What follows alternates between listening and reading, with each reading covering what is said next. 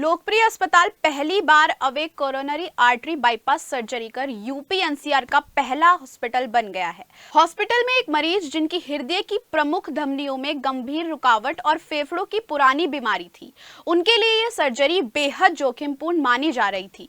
लेकिन लोकप्रिय अस्पताल की अनुभवी सीटीवीएस टीम ने थोरेसिक एपिड्यूरल एनेस्थीसिया के तहत मरीज को पूरी तरह जागरूक रखते हुए बिना वेंटिलेटर के यह जटिल सर्जरी सफलतापूर्वक की।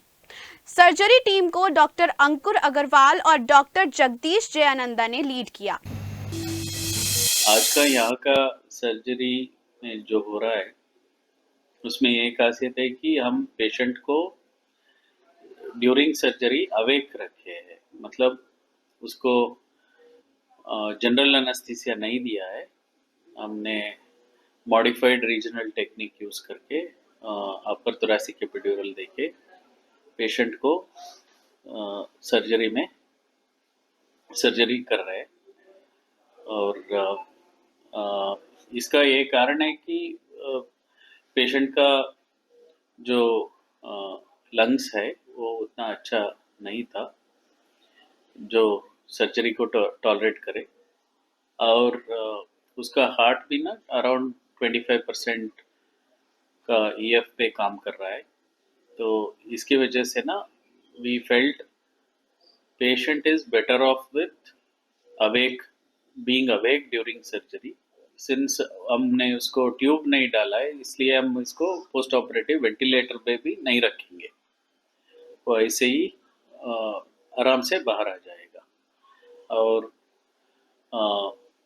स्टडीज़ के मुताबिक ये फाइनलाइज हुआ है कि अगर हम अवेक सीएबीजी करें तो 12 से 14 घंटे पेशेंट को जल्दी घर भेज सकते हैं। मतलब if we are taking 5 days to discharge a patient, we take about 4.5 days to discharge a patient in awake.